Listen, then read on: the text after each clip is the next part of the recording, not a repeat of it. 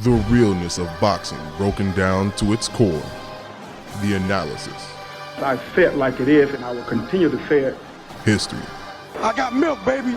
The sweetest of the science. Boy, come on, man. Stop playing. The art of the science with the realest Justin Adams. Let's get it on! Welcome to the Art of the Science podcast.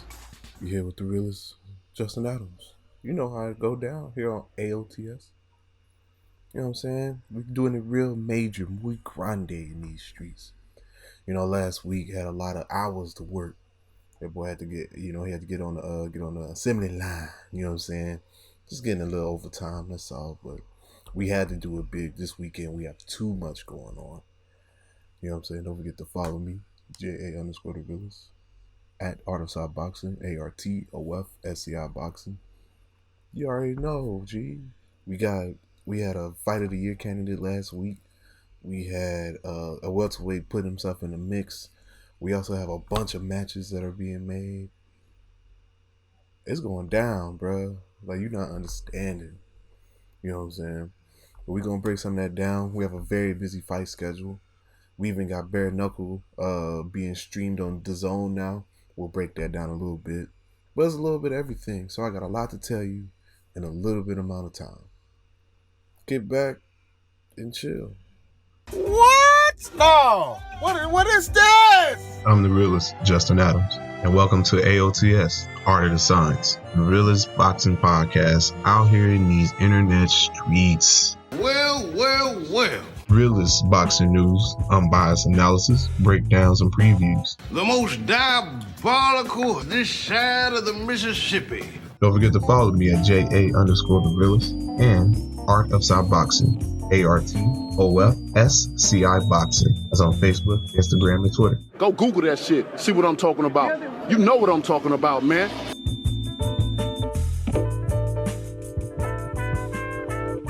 So last week we had a great female fight, a legit contender for Fight of the Year between Terri Harper and Natasha Jonas. There was for WBC and IBO super featherweight titles. I don't know if people count the IBO anymore, but it was part of the match. You know what I'm saying? And they fought to a split draw. I couldn't call it either way. Beginning Harper was showing that pedigree, but then Jones just started putting on that pressure towards the end of the fight. It was a good, good flow, ebb and flow. Great fight. I would love to see a rematch. They also would love to see a rematch. They would like to do a rematch. It's good that Harper didn't lose her belts, even though, like I said, the decision being a split draw. But awesome fight, man, on the zone, putting on for the women. You know what I'm saying? Everyone talk about, people always talk about how women fighting doesn't attract the, people into the seats. Most of the, most of the fighter fans are male. But the point is, man, these women can compete. They put on entertaining fights. I mean, there's a headlining one that's this weekend that I'll get into later.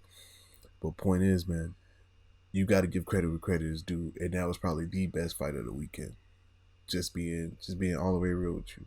Like, I would, if you have the zone, you should go back and watch it. If you didn't watch it, I had to watch it twice. Just to make sure, I have my stuff right. You know what I'm saying? Couldn't be out here slacking. Not at all. But PBC had a fight card as well last week. Jamal James hit you with the unanimous decision over Thomas Delorme. I'm gonna tell you something, man. Joey Diaz was giving this man Delorme the business in the corner. I do not know why he had to talk to this man like that. Like, it was damn near disrespectful. I thought they was finna box after the match. Like, he had a whole another 12 rounds to go with Joey Diaz. I mean, maybe that's the way he like his corner to be ran. Obviously, I don't know too much. I'm just a guy that be at the crib or working too hard. You know what I'm saying? But Delorme did lose the fight. He came, he's gaming it first, maybe landing a couple shots, but Jamal James was just too much for him.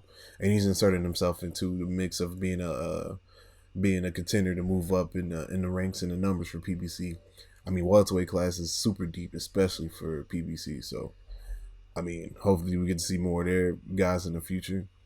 We already know about what match was made official with Spencer Garcia. PBC trying to do it big, bro. I'm telling you. And then they just added more fights to the pay-per-view. We'll talk about it in a bit. Undisputed heavyweight champion of the world. Who next? Harder to signs with the Realest. I'm the best heavyweight champion of the world. I'm have WBC with me. I want who next? You can follow Facebook, Twitter, and Instagram. JA_the Realest. Art of Sci Boxing. That's ARTOFSCI Boxing. You're a regular from down the street. What are you doing? I want who next? So most of the news coming out is just straight matches being made. Like the rest of this night, I'm just gonna be talking about matches made, matches not happening. It's just straight fight cards. That's all we're gonna talk about for the rest of this time. It ain't too much time, but I got a little bit to tell about, a little bit of everything. So Lomachenko. Last time we talked about it, it was reported that your boy Loma was actually thinking about giving up a little bit of his purse just to make the fight happen. And now we got a fight. Officially, October 17th on Standard ESPN. Now, you know, if y'all remember, usually your boy Lopez was fighting on Heisman night. You know what I'm saying? And that gave him great ratings. I mean, it was a smart thing to do. Anytime there was a big college football game, Lomachenko was on, or Teofimo, which, like I said, a great plan. Just keep those eyes going on something that's be the work. Yeah, a competitor, or you know, something interesting, something more entertaining. Now that's gonna suck for them too, because college football, it look like ain't gonna be none. But they don't need it. October 17th, it's going down. You know, we gonna have to. I'm gonna have to break it down with my guys, Chris and Joe, see what we can do in terms of who we gonna pick for winners. Early favorite going towards Loma. I mean, the experience, what he can do, how he can go about attacking things. You know what I'm saying, using the IQ. We'll see how that goes, man. But Loma Lopez definitely one of the bigger fights of the year, more anticipated fights of the year, and I hope we're able to make it to October 17th for this fight to happen. More fights, as they will say. Now on the doubleheader for the Charlo twins, I think it's September 26th. Yeah, September 26th. They've added 2 more fights to that card, and one of them is a title fight. So you got Luis Neri taking on Aaron Alameda, and Daniel Roman taking on Juan Carlos Payano. And Neri and Alameda are fighting for the bantamweight title after Ray Vargas has been elevated to champion in recess. He broke his leg. So Mauricio Suleiman came out saying that he's going to be champion in recess, and the Neri and Alameda fight will be for the WBC bantamweight title. Nothing wrong with it. Look nice to see Neri win a title if he could, you know, come out this match. I mean, he is the favorite, so hopefully he's able to come in and achieve that. This card is gonna be nasty, and it's a pay-per-view card. I hope they don't try to hit boys over the head with no $100, $90, $80. I support the sport. You know what I'm saying? Like if I got the bread, you know, I'll get it. You know, and especially in these times, man, you got to be able to, you know, come together, you know, do it in a safe and efficient way. Well, you know, boys hit you over a quick $20, quick dub. Now, don't come in with those fins. We don't need no fins. We need dubs and up. You know what I'm saying? But these fight cards are going to be some of the more anticipated fights, especially to round out the year. I mean, this next quarter, this is August, so this next quarter, it's just going to be tons of great entertaining fights. This weekend is going to be a microcosm of those things. Man, that's just too many fights, man. But so bittersweet news. Tyson and Jones got moved back to November 28th, if I'm not mistaken. I don't know if it's gonna happen. I just hope it doesn't suffer that fire festival treatment. I hope it does happen. Charity, whoever it's for, I hope it does happen. And he's even said that Badou Jack is supposed to fight on that card as well, taking on a former UFC fighter. So, you know, they got something they trying to do something. They need to save it. You know what I'm saying? Like I said, it'd be good for people to see. I know people are gonna say, "Oh, they're old. They, you know what I'm saying, they won't be able to take damage." I think it's cool, man. 2 older guys getting at it. I mean, if it's gonna be, you know, older guys, senior citizens fighting, why not let it be 2 of the most accomplished boxers in the game? Period. You know what I'm saying? Still would love to see it. And one more bad news. I'll say the bad news. The Linares fight's been called off due to Linares tested positive for the coronavirus. That match itself is not happening. To my knowledge, I don't know if the card's been canceled.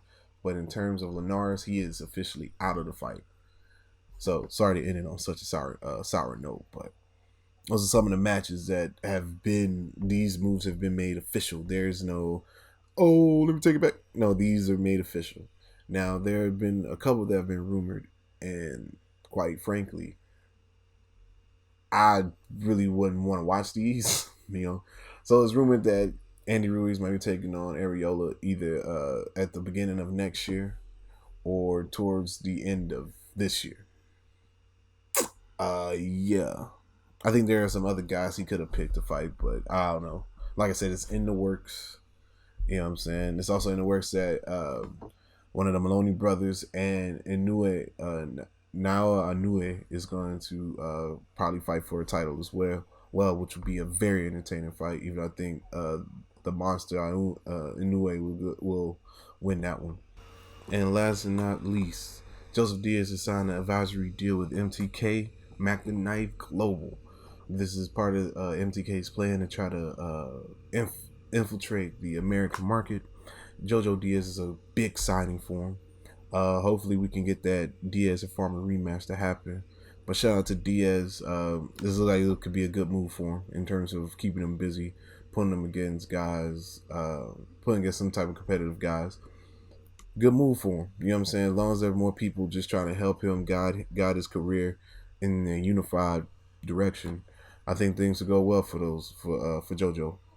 We need to see him take on Mr. Wraith himself, Mr. Can I get the great Wraith Tevin Farmer? I'd love to see that rematch as well. Even on the first one, Tevin Farmer looked like he was not prepared, but maybe the second fight could be better for him. Bare Knuckle though. Excuse me, I believe you have my stapler. You're here with the Realest on Art of the Science, Aots. Don't forget to follow the social medias. Subscribe to the YouTube channel. Excuse me. Okay, but that's the last straw. Yeah, I know she's not a boxer, but it's news to talk about. I mean, it does affect the combat game. So Paige Van Zant, has it looks like she's leaning more towards fighting for Bare Knuckle Fighting Club at BKFC. Same people that put on LeBeouf versus Malinaji. I ain't gonna lie to you, I didn't see that coming. I thought Bellator would have been the next move, but maybe she just wants to, you know what I'm saying? Maybe there's more of a lucrative opportunity for her in the BKFC. For Bare Knuckle, they do have women champions, and one of the champions is actually a person that Van Zant has fought before, and they fought in the UFC. So, I mean, this could be a great time to use that marketability of Van Zant to try to push pushing into more of the mainstream, especially now that BKFC is signed to stream on DAZN, which is a plus for them. I think now would it help out subscriptions? Maybe minimal, but there'll be a rise in them. It won't be much to see, but it will definitely be there.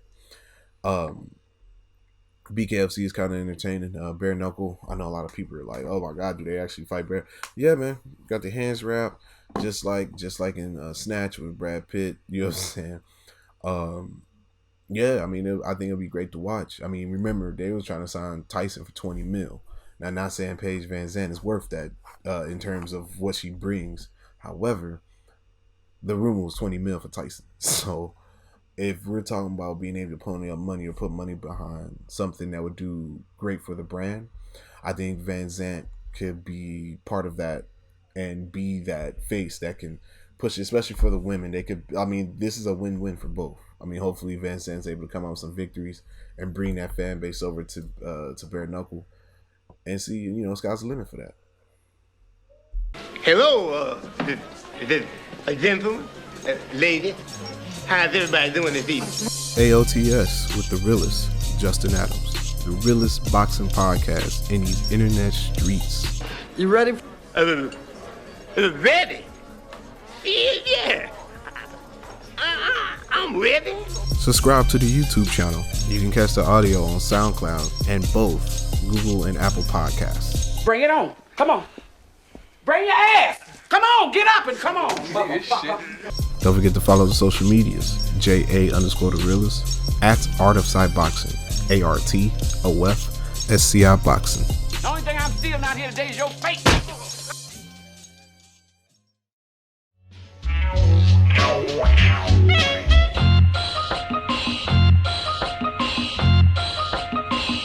Such a busy weekend full of fights. It's so many fights.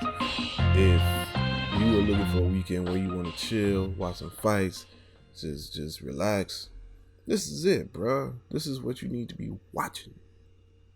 So let's see. So there was the fight on Wednesday with John O'Carroll and Maxie Hughes. Maxie Hughes won by upset, or not by upset. It wasn't upset.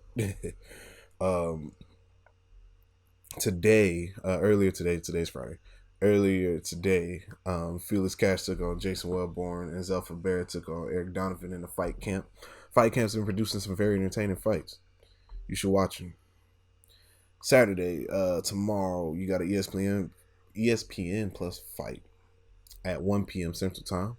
And then on ESPN, you have Carl Frampton and Mike Conlon taking on separate opponents. They'll be on at 3 o'clock Central Time. Conlon just trying to move up in the ranks. It's good to see Frampton fighting. Definitely. You know what I'm saying? Good to see him fighting. DAZN, 7 p.m., bro. Great card here. Great card. It's being headlined by Cecilia Braekhus and Chicago's own Jessica McCaskill. You know what I'm saying? I'll get into that in a minute.